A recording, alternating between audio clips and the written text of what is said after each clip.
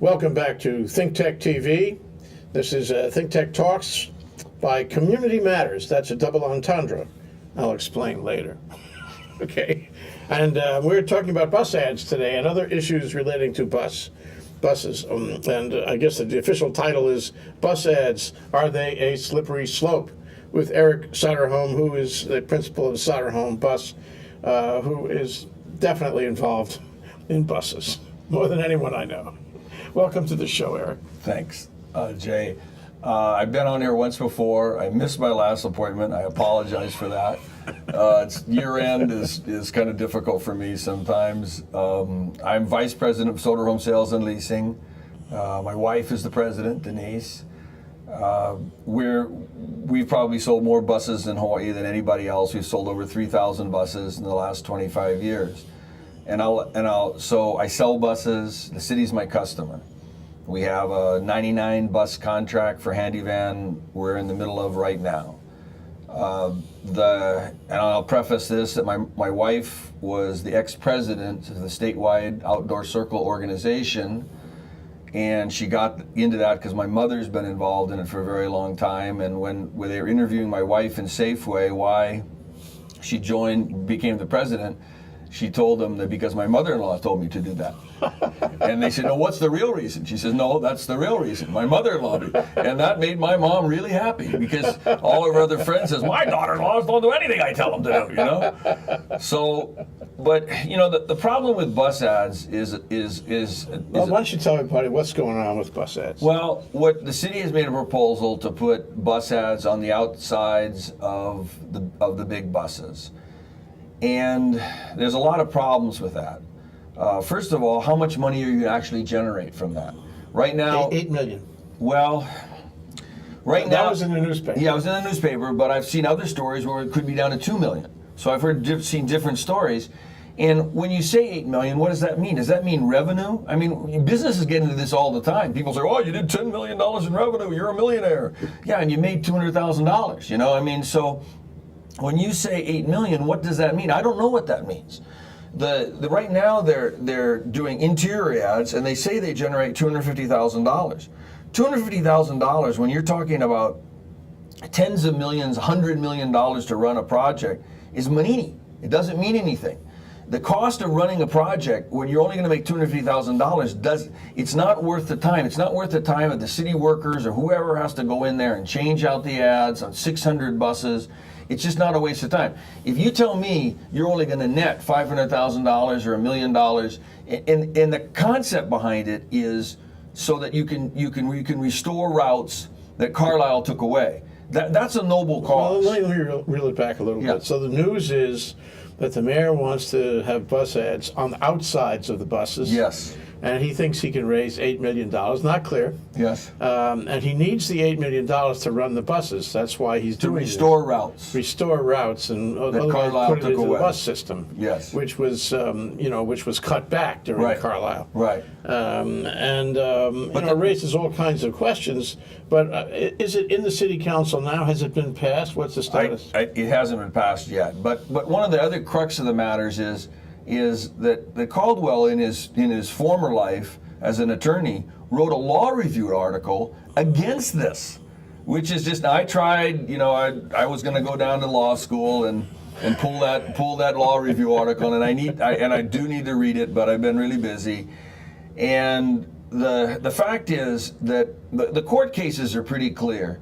If you ban advertising in some form totally, then you're not discriminating against somebody who wants to advertise that you don't want to advertise. Once you open it up to advertising, and this is the point of the Outdoor Circle makes, is that it's a slippery slope. And this was the subject of his law review article. Yes, and so the thing about it is, what you're going to have, I will predict, you're going to have, unborn fetuses on the sides of city buses. Because it's First Amendment. Yeah, and you're not going to be able to stop that. That's why many big bus operations on the mainland do not allow any ads. Because if you say, they say we're not going to have, not going to have, vulgar ads, and we're not going to have political ads, and we're not going to have things of illegal products and things like that. Yeah, you may be able to stop that. but you're not going to be able to stop some anti-abortion person. They were running trucks around the neighborhoods with these unborn fetuses. And so how are you going to stop that? You're not going to be able to stop that. And so it's going to be, the Outdoor Circle is adamantly opposed to this thing. There's a lot of people, but from a revenue standpoint, now what I did say to the city, I had a meeting with them and I said, okay, so you're going to do it? If you're going to do it, I'm against it, but if you're going to do it, I'm going to be your first customer. I'm going to put Soderholm sells buses on the side of buses. And based on my beautiful reputation with the city and county and how they love me so much, their eyes rolled over. And then I proposed, because I'm delivering 99 handy vans, let's put it on the side of handy vans. This bus was sold by Eric Soderholm and put my smiling, bald-headed face right on the side of it. And I said, I'll pay you whatever. It's unbelievable advertising that I sold this bus, because the city, in a requirement in the bid, I can't even put my name on the side of the bus. I can't put Soderholm Sales. I can't put a license plate holder. Why not? Because that's their requirement. But if they let me advertise, and I can say I sold this bus, you can't get any better than that. Yeah, it'd be good for you. Yeah. Now, I'm opposed to it, but I'm for it. But what are they going to charge you for that? They're going to charge you for that. Oh yeah, well, they're going to charge me for it, but the amount of money they're going to charge me for in relative terms isn't very much, and so.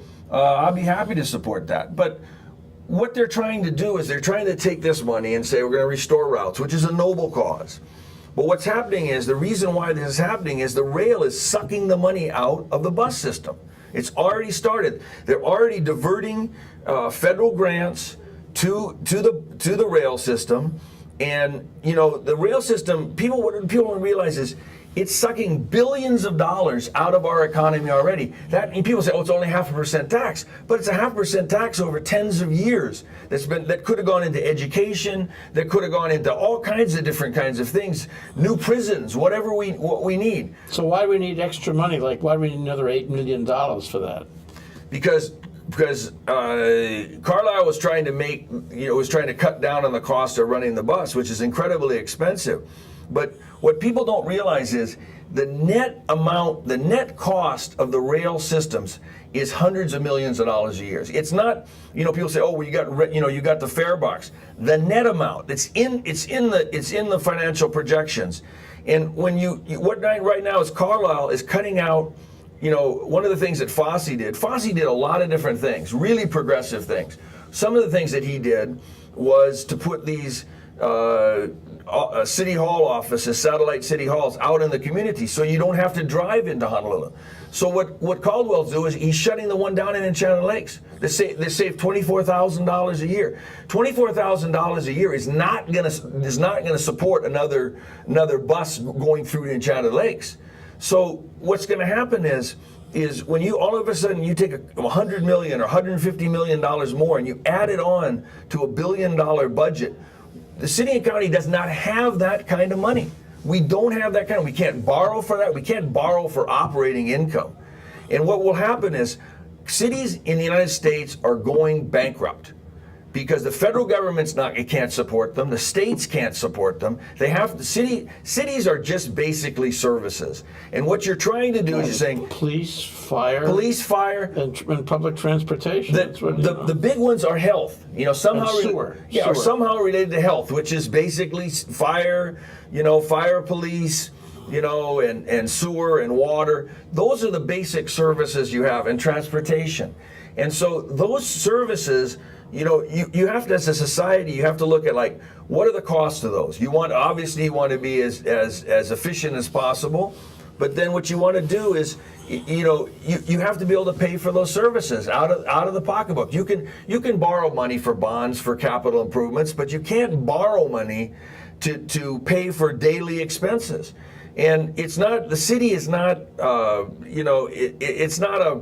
it's not a really razzle-dazzle kind of business. The state is much more esoteric, and the federal government is basically, we owe our lives to China. And that's what we're doing. We're just borrowing money from China. Every single project that we do. The city can't do that. And so, we're going to basically bury ourselves. All of the politicians that are in control of the rail right now in the city are going to be gone by the time the rail is built. Yep. They're not going to be there. That's true. And we're going to be stuck as taxpayers paying this thing. And it's going to be a now if you live in Makakilo and you could park at the one parking place in Kapolei and you can get on that train and you work downtown, it's going to be fabulous. But you probably ride a bus right now. And so they're going to take those buses out of operation and have this rail. But one of the other things that I thought about walking down here was where we get our leaders. Because it's all leadership. This is all leadership. And where we get our leaders is we find the worst possible candidates that we can find on the mainland that have fallen off the wagon on their former jobs, and then we hire them.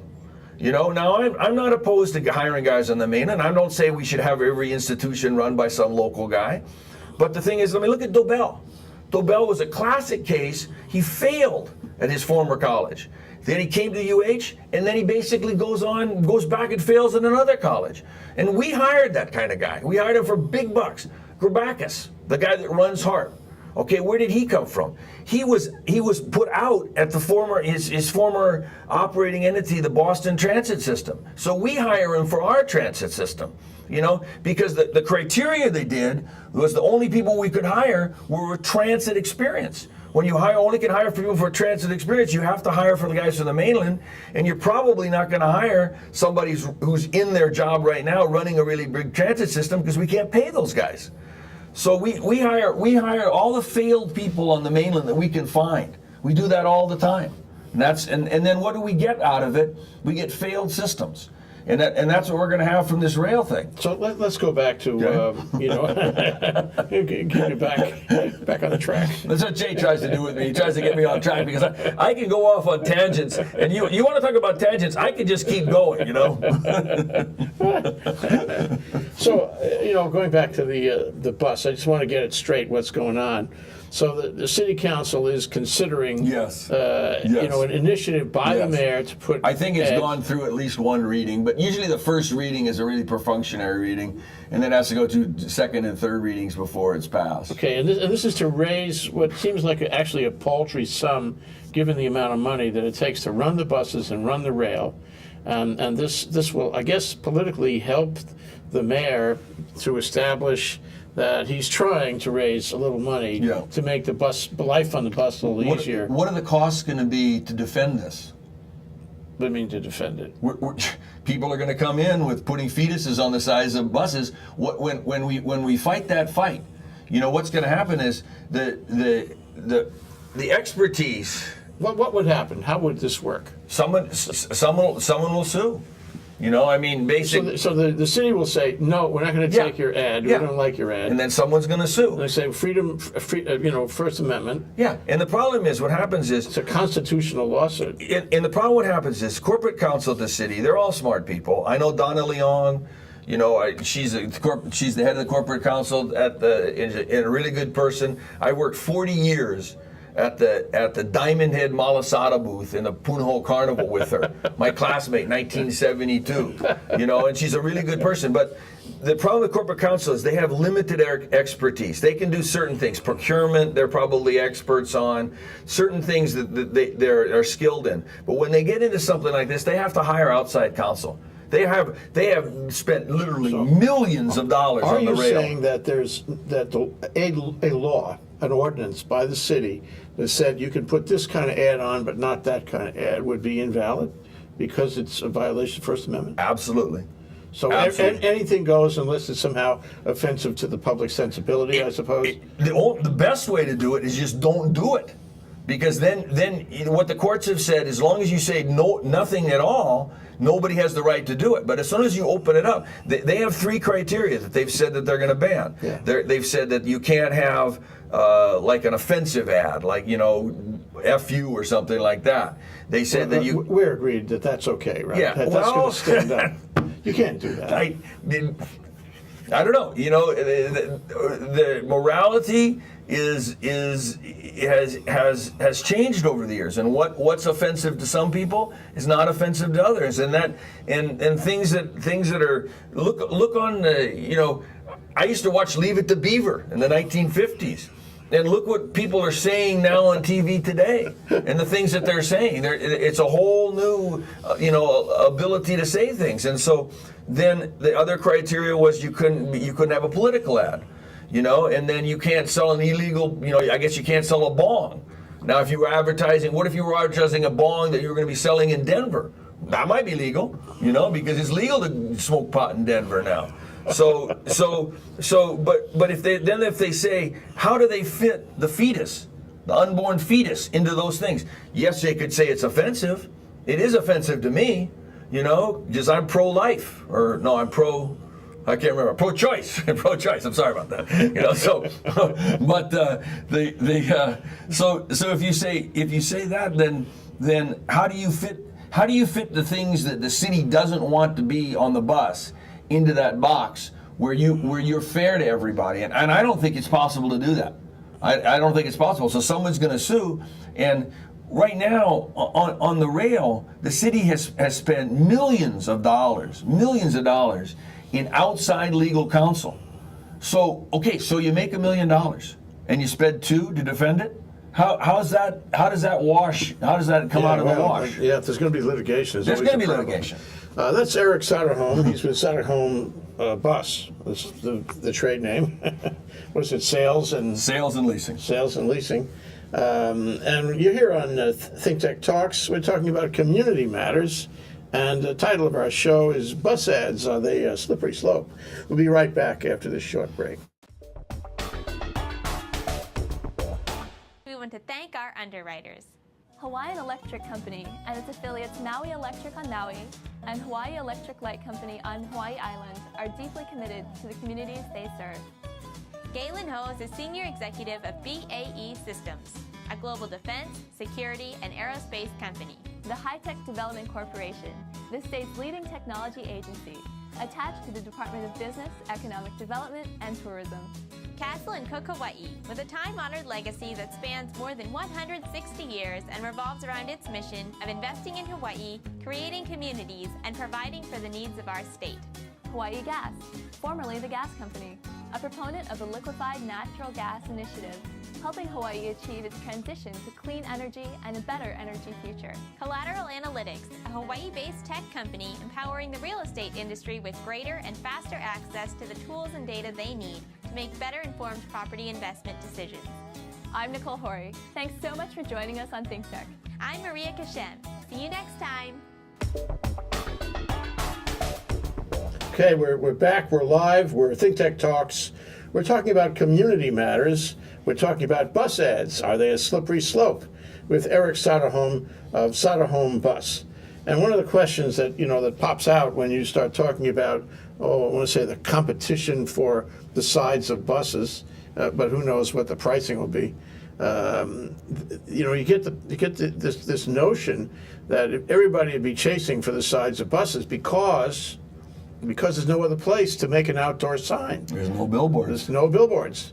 And you've got to figure out what that means. But it seems clear to me anyway that if there's no other place that an advertiser can advertise, then the sides of buses are going to be very precious because that's his only choice. That's exactly it. And on the mainland, where there's all these other ways of advertising, you're not going to have that competition as much. And, it's an interesting story, the Outdoor Circle story. It was a bunch of, old haole ladies that got together and tried to rally against, they had this one billboard company, I think it was in the 1920s, and they tried to get a law through the legislature banning billboards. And the legislator, even with all their political connections and everything like these, and these are the haole ladies of the missionary stock, the Dillinghams and the Baldwins and all these people, and the legislature wouldn't do it. So during recess of the legislature, they got together and they bought the billboard company. And then they shut it down. And then there was nobody whining about the billboards, so they passed a law having no billboards.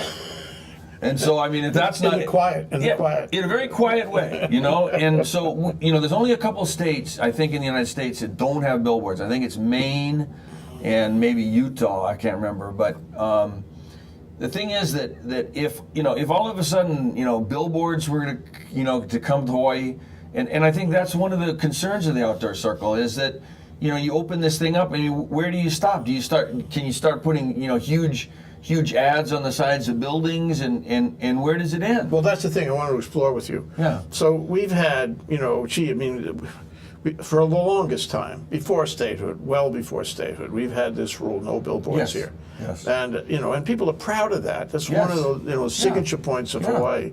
And Hawaii would be, and really, it would be a different place if we allowed billboards. You had billboards on Diamond Head. I mean, how would that be? Yeah. Yeah, so I mean, it's stuck so far. It's resisted any test in court, and it still is the law, and it is the practice, and good for us, good for Hawaii for having no billboard. It's like it's the ultimate environmental statement that we don't obliterate the environment. The Outdoor Circle was one of the very first environmental organizations in the United States.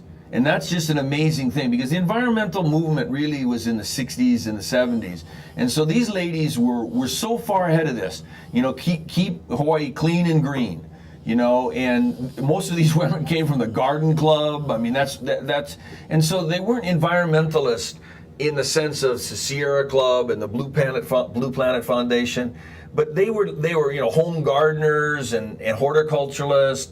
And they just didn't want to have these stinking, big eat it Joe's things on the side of the road. And they prevailed, and we have benefited. Yeah. We owe them a debt of gratitude. And it was democracy in motion. Yep. It was democracy in motion. Yep. I mean, they organized, and so they've been this stalwart of this bastion of trying to preserve Hawaii. For many years, and we owe them a debt of gratitude. And a lot of these people are dead basically because they've just done this and they've done this for years. So here's the problem. Yeah. So now we would potentially get bright colored in your face because that's the way it works. Ads on the sides of buses, and they would be big ads. They would be 6 foot by 12 or 15 or who knows what, the whole side of the bus probably. And everywhere you look, there's a lot of buses to see. Everywhere you look, you'd see these ads, and it just strikes me that the notion that these women carried forward, the culture point they created, will be wrecked. It will be cast asunder. And at that point, and this is why I chose the name, it's just a slippery slope, is I worry that if you have ads on the buses, then the other ads, the ones those ladies stopped a long time ago, the ones on the buildings and the billboards, are going to find a way back into our lives. What do you think? I think that, right now the city has the jurisdiction over buses, so they can carve this little bill out. The state is basically it's state law relative to billboards and things like that. So they'd have to go to a totally different legislative venue. But it's just more ads. I mean, we have tons of ads. You have ads on your iPod. You have ads on when you go and fuel your electric vehicle. And there's ads everywhere. And so why do we need any more? And there's so many parts of Hawaii that have slipped away over the years that we're on this mantra of growth and growth for growth's sake. And so we're having these huge housing developments approved and stuff like that. And one of the things that Caldwell says is that it's going to bring down the cost of housing. That's just total jive. It's total shabai. I mean, it might slow down the increase in housing costs, but it's not, 25,000 units at Koa Ridge is not going to all of a sudden, people are not going to be able to buy houses for $100,000. I mean, it's just totally ridiculous. So you have to decide as a society, how many people? Now it's great you can sit back and say, oh, hey, you got yours and and everything like that, and I know the argument, but at maybe at the height of Hawaiian history, maybe Hawaiians were over 1 million people or something like that at the height of their culture, things like that. But do we really want to go to 2 million people? Is that our goal as a society, to have 2 million people living on this little rock? It's totally not sustainable. We'll have no farms at all. We'll have no ability to, if we were ever have a catastrophe in Hawaii, the 2 times that in my life that we've had hurricanes in Hawaii, and you know, Dot was like in the 1950s, and I was a little kid and I don't remember it, you know, and so, but the 2 times we've had hurricanes, they hit Kauai, Iniki and Iwa. If those things had veered across the channel and come and really hit Hawaii, I mean, hit Oahu, they hit Waianae somewhat, but if they'd hit the port and hit the airport, we'd be toast. We'd have to evacuate 500,000 people off this island. We would not be able to keep those people sustainable. What about the other 500,000? Well, never mind. the other 500,000 hopefully live on the outer islands, and they can go. They can. People on the outer islands, Kauai particularly, the Big Island particularly, a lot of those guys are hunters, and they could live. Yeah. Okay, you know? back to the bus. Back to the bus. But Not back, yeah. back off the bus, back Yeah. into the bus. Well, so you yeah. know, so how would it work though? You think, I mean, for example, if those ladies were here today, either fighting with this bill that the mayor wants to put signs on, I mean, advertisements on buses, would they prevail? Are they here? Are they opposing? Is the outdoor circle? The outdoor circle is opposing. Does it have a chance to stop this thing? I don't know. I mean, you know, the outdoor circle probably doesn't have as much political, probably political power that they once did. You know, one of the things too was when my wife was the president, she tried in her term, she tried to get them to rally against the rail, and they just couldn't form a consensus. They just couldn't get a consensus about it. Now they There's actually, a membership of the outdoor circle. yeah, you know, and the membership of the outdoor circle is very conservative. I mean, it is very conservative, you know, and so, you know, a lot of times, classic example, I mean, my wife's the head of outdoor circle, and she's the president of the bus company, you know, which I'm the vice president, you know, and so, but it's a family-owned company, but, you know, their husbands are doctors and attorneys and businessmen and bankers, and so they have a hard time, you know, fighting that fight when their husband maybe is designing a rail station or something like that. Yeah. So you're saying the same thing with regard to the bus ordinance, the bus advertising ordinance? It's a tough fight. It's a tough fight for those people. So we can't be sure that when it comes up in front of the city council and the same organization, that is the outdoor circle, comes forward, they will be able to achieve the same result they achieved back in the 20s with the billboard sign in the first place. They're going to fight the good fight. They're going to fight the good fight, and you know, they're going to rally around it, and they may prevail. I'm not saying they're not going to prevail, but you know, it's not as easy, I think, today to prevail in that situation, and you know, rightfully so. The city's in a situation where they're searching for revenue. You know, and Kobe. I want to get to that, but yeah. But the first thing is that so if they failed to stop this advertisement bill, then it seems to me there's the slippery slope issue comes up. Yeah. Because that raises the fact that they were unable to stop the ads on the buses. Yeah. Before you know it, everything is up for grabs. It's like, you know, it's like the leasehold condemnation bill that was passed and went to the Supreme Court and came back. Yeah. And within a few months after Linda Lingle was elected, the city council repealed the bill. Yeah. So the same thing here. That would have been a good thing. One fine day, the city council could repeal the bill about billboards. Well, the state. State, okay. The same thing could happen. But and then the same argument could be made, you know, for the enhanced revenue. I mean, they could say, well, you know, that the state would get revenue from this and stuff like that, and we need revenue, you know, and so the same argument can be made. Now, I don't think it's going to be made in the next 5 to 6 years, because Governor Abercrombie's wife is a staunch member of the outdoor circle. And she definitely has Neil's ear. And so I don't think it's going to happen in his tenure, because he is an environmentalist, and I don't think he would do that. You know, and I think he would veto a bill like that. You know, so... Okay, but bottom line, sounds like it could happen, but you're not all that worried that if the outdoor circle fails to stop this ordinance about allowing ads on buses, that the outdoor circle that the net effect at the state level with the existing, you know, billboard bill, it won't come crashing down. It will stay in effect. Probably. You know, It's one more chink in the armor. You know, it's one more thing that falls by the wayside, and then it makes it easier to do that in the future. I'm not saying it's imminent, but I think that it could happen. Okay. And we would be a worse place. Oh yeah, well we lose Yeah. a great benefit, a Yeah. great calling card that we have now. We're gonna take a short break, Eric, and we're Okay. gonna come back. We're gonna follow the money. We're gonna talk about the money Okay. after we come back. Okay. That's Eric Soderholm, Soderholm Bus. You're here on Think Tech Talks Community Matters. We're talking about bus ads. Are they a slippery slope? We'll be right back. Aloha, I'm Nicole Horry for Think Tech. For nearly half a century, the Hawaii Foreign Trade Zone No. 9 has brought the benefits of the Foreign Trade Zone program to Hawaii businesses and entrepreneurs. DBET, the Department of Business, Economic Development and Tourism, operates Hawaii's Foreign Trade Zone program to encourage international business and economic development. The Foreign Trade Zone's mission is to increase the amount of international trading activity in Hawaii, thereby providing employment opportunities for the residents of our island state. For more information, see ftz9.org.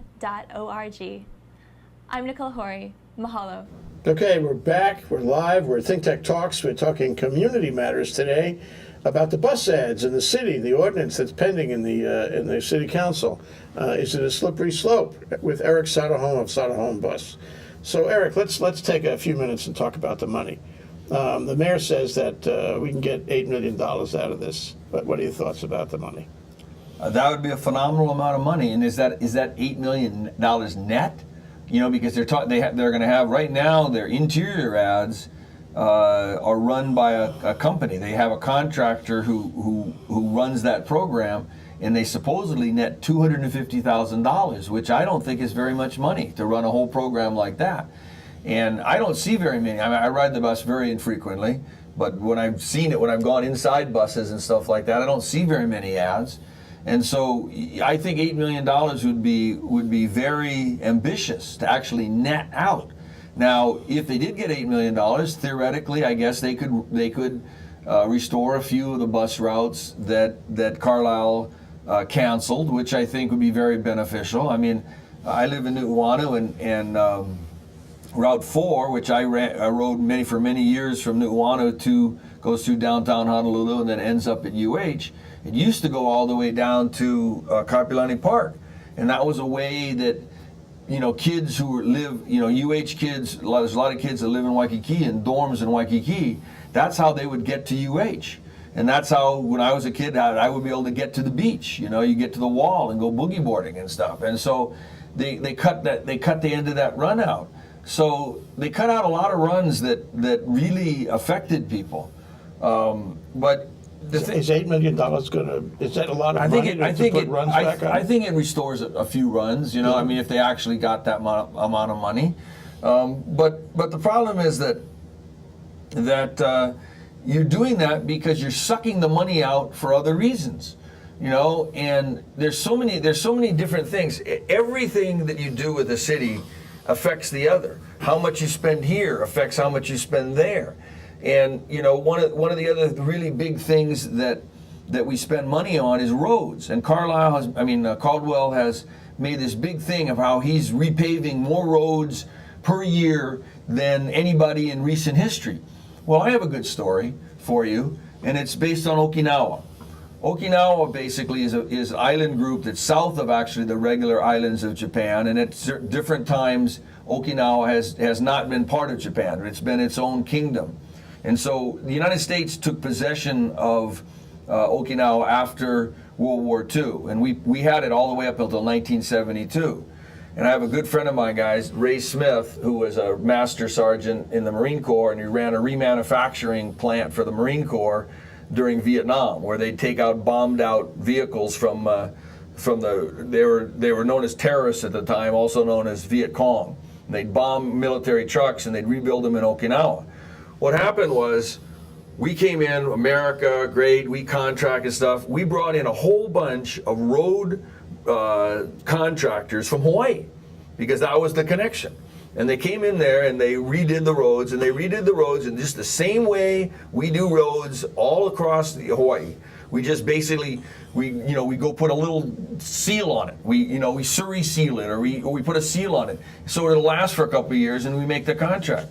if you looked at any place in the world where people build roads, is what they do is they build them well. If you go to Germany or if you go to Kansas, they go about 3 or 4 feet down, and they rate people say, oh well, in Hawaii we've got this volcanic soil and stuff like that. Well, that's the exact problem. We've got to go 3 or 4 feet down, and we've got to lay a base.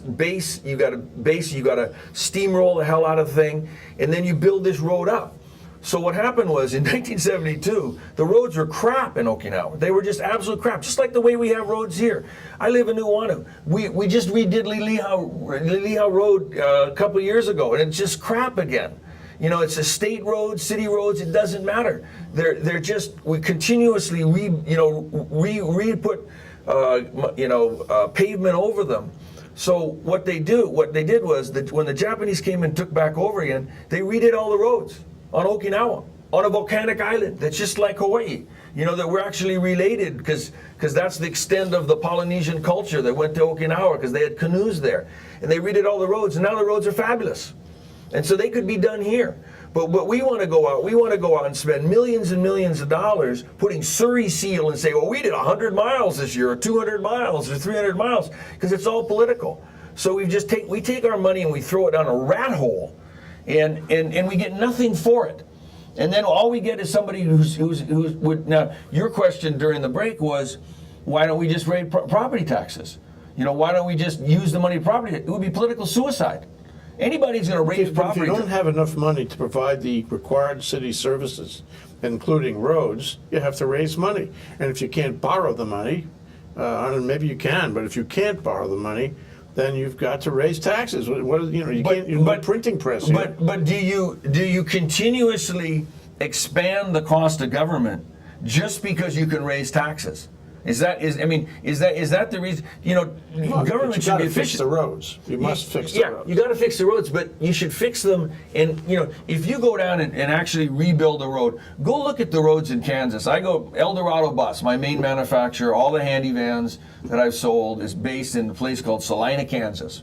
And what they say about it's not the end of the world, but you can see it from there. You know, because actually the end of the world is Nebraska. And the roads are beautiful. The roads are beautiful, and you know, you got 20 below zero. You know, the heaving of the roads and stuff like that. And when they go through there, they go 3 or 4 feet down, and they build these roads, and it's a major thing. But the road then lasts for 15, 20 years, right? And it's and you don't go through all this bullshit. So when you say, oh, we got volcanic soil, and they got freezing stuff. They got the concrete breaks in half and stuff like that, and you've got to build a base. Go to Germany. I was in Germany. I did a pub tour with my kids in this summer, and one of the greatest things about Germany is when you can drink at 14 years old with your family in a restaurant. You can drink beer and wine, and so instead of this binge drinking thing when you're 21 years old and then all of a sudden you just party down, you slowly get into this thing. So we went from pub to pub basically in Germany with my kids, and the roads are fabulous. And what they've done is, you had East Germany and West Germany. East Germany was a nightmare. It was a nightmare. It was communist, government. And the amount of money that's being poured in from West Germany into East Germany, because it's all one Germany now, is unbelievable. And they're rebuilding all the roads, and it's an amazing place. And do we take those things? I'm part German. And I'm part Swedish, and I believe that you can't be racist against your own people, and but I hate the Deutschlanders, but I like Germany, but the thing is that why don't we take the best practices from around the world, and then put those into motion in Hawaii, and why do we have to reinvent the wheel? So how does that convert into buses? Converts into buses. I have the contract for 99 more handy vans, and one thing I can say is that I know the 3 mayors on the outer islands. Bernard Carvalho is a friend of mine. I know Ellen on Maui, and I've met Billy a little bit on the Big Island, and I think they're all very decent people. I know Kurt Caldwell. I've known him for a number of years. Our lives probably have crossed paths over a number of years. But I can tell you this, I have not given him a dime. And I got the contract for the City and County of Honolulu contract despite everything the city could throw at me. You know, and I turned 60 years old, and you can tell if you look at pictures of me 5 years ago, I had more hair.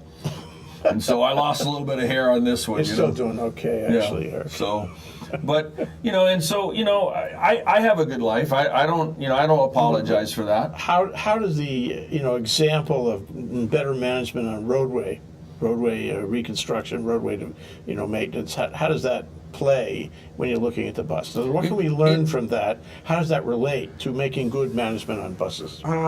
There's so many opportunities with buses that the city and county doesn't do.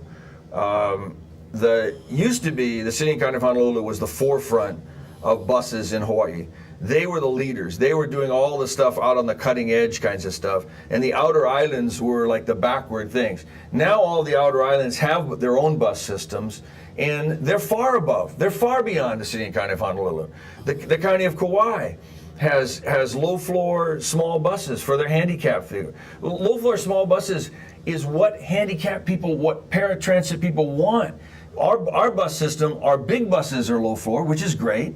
But when you're taking somebody who's disabled, they don't want to walk up 3 steps. We have a tremendous amount of people now in the world, in the United States, that are ambulatory, but they're not in wheelchairs. They're not in wheelchairs, but they're ambulatory. But they either have a cane or a walker or something like that. And my wife is that way. There's people that have early disabilities. There are people that are older, and they have a difficult time walking up those 3 or 4 stairs. And so to be able to just walk right into a vehicle is a huge deal. The city county doesn't have that. Okay, let me take a short break here. Last short break. That's Eric Soderholm, Soderholm Bus, talking about buses in the city and county and the state. And we're talking about bus ads and whether they are a slippery slope here on Think Tech Talks Community Matters. I'm Jay Fidel. We'll be right back after the short break. I'm Hong Jiang, host for Asia in Review on Tuesdays. And I'm David Day, host for Asian Review on Thursdays. Both of us broadcast our respective shows at 4 p.m. And my topics tend to deal with questions related to environment, culture, history, and sometimes human rights. And my shows tend to be on international business, foreign policy, geopolitics, and national security. And you can watch our shows live on the ThinkTech website at thinktechhawaii.com. And you can also watch us on YouTube or Olalo. So come join us on Thursdays at 4 p.m. I'm David Day. And on Tuesdays at 4 p.m., I'm Hong Jiang. Aloha. Aloha. We're back. We're live. We're Think Tech Talks. I'm Jay Fidel. We're broadcasting here in Pioneer Plaza, the core of downtown Honolulu, with our special guest, Eric Soderholm of Soderholm Bus, on Community Matters. We're talking about buses and bus ads and lots of things about buses. And we would be remiss if we didn't raise the question of why aren't there more school buses to carry people, kids around, and so to avoid all the, these cars on the road, having to take your kid to school every day and jamming up in congestion everywhere. Why don't we have as many buses as we used to have, Eric? The state, everybody is trying to cut back. So the cost of running school buses has increased, like everything in Hawaii. And what they did was they cut back on a number of schools getting school bus service. And what that does is it forces people to drive their kids to school. And there's a lot of people on the outer parts of Oahu that really don't have that ability to do that. They've got to get in a car or a bus and got to get to work. And it might take an hour, 2 hours to get to work. And so then their kid then is, how's the kid getting, so what you have all kind of problems, social problems, truancy, kids not getting to school. And most recently what the state did was, I think there's 305 school bus runs right now on the island of Oahu. And what they did was you had about 4 or 5 contractors who were bidding on it. Now the problem is the contractors were under an FBI investigation, okay? Was anybody indicted? No. Did anybody go to jail? No. Does the FBI come back out and say they're not guilty? No. There's this big cloud hanging over these people. And so what happened was they went out and they basically canceled all the existing runs on the island of Oahu so they could bid it out. Then they brought in a mainland contractor to design the bid specs. And then basically what they were trying to do was they were trying to get First Transit, which is the largest school, and their First Transit and First Student is one big company. It's back out of the UK, and they're one of the biggest contractors in the mainland. So they wanted them to come in and bid on everything, and they did. But what happened was Roberts dropped their shorts and bid to win, and they got about half of the runs, and Ground Transport, the other guys, got about half of the runs. But Gomes Bus, which has been in business for 3 generations out of Kahaluu, lost all the runs. So they are out of the school bus business after 3 generations. Tomasa Bus, which is Stanley Tomasa and his sister Betty Lou from Kailua. You can't get any more local people there than that. In fact, their old company was called Kailua Local, and when I was a kid, I used to ride, before the bus system started, you had private jitneys that were then outlawed by the city, and I used to ride a private jitney in the back at Kailua Local to go to Ala Moana Center so I could go to the party center and buy fake poop, to play on my friends and stuff like that. So You heard it here on Think Tech you Talks. can't get any more local than Kailua Local, Tomasas, and so then Howard Yamaguchi, who is based in Kilauea on Kauai, had operations on Oahu, so he lost all his runs. So now what's happening is there's only two contractors on Oahu left, and what they did was, basically, they got lower rates. So that's beneficial, I guess, in the long run. But the thing about it is, if you get lower rates and your service goes down, is that really beneficial to the state?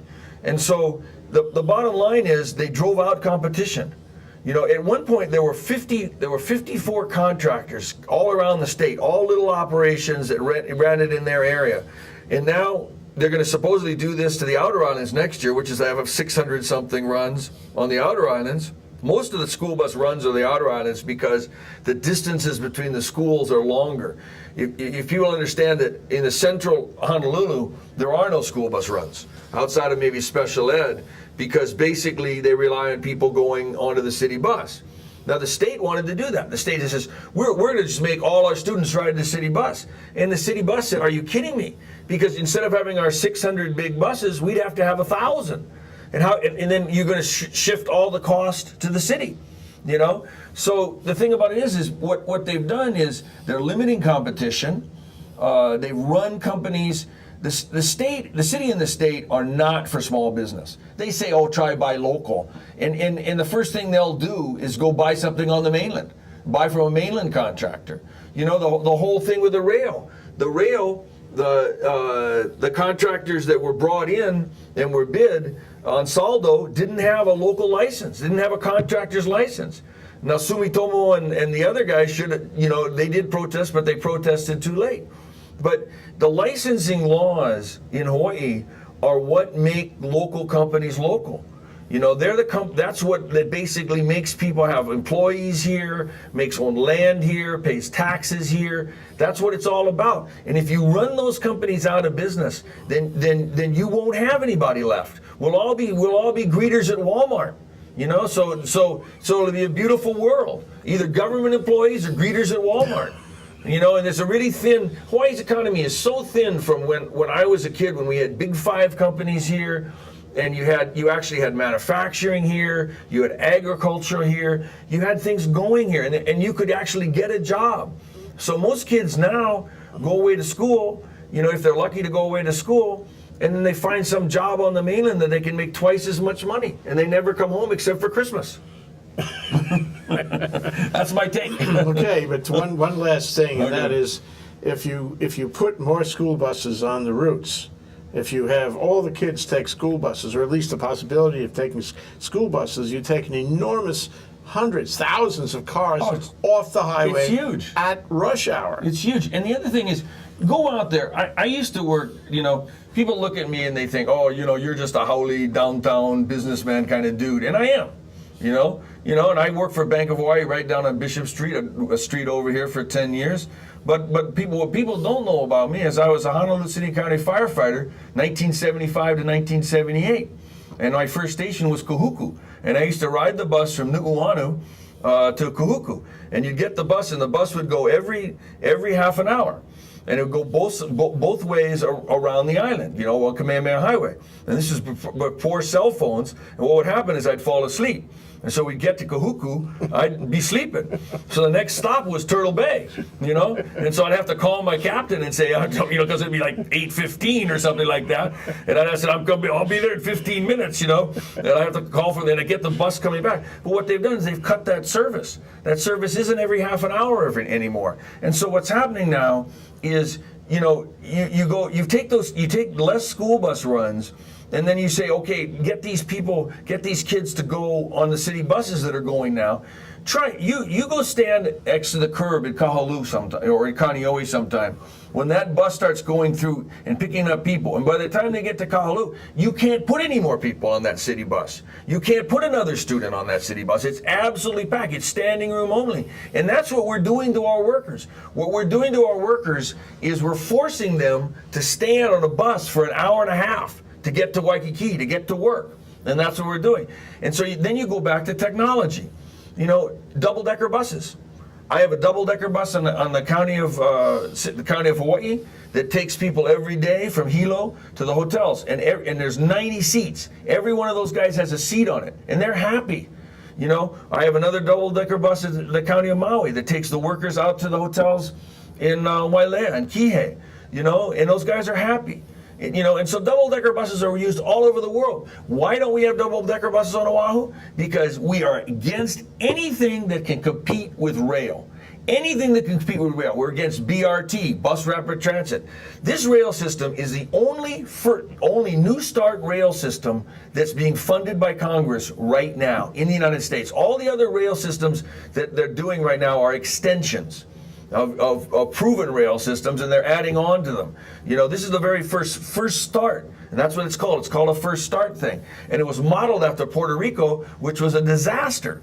And so we're taking all this money, so we're not doing, you know, Bus Rapid Transit, which is where you're running buses as like a train. They're doing that in Los Angeles. They're doing that all over the United States.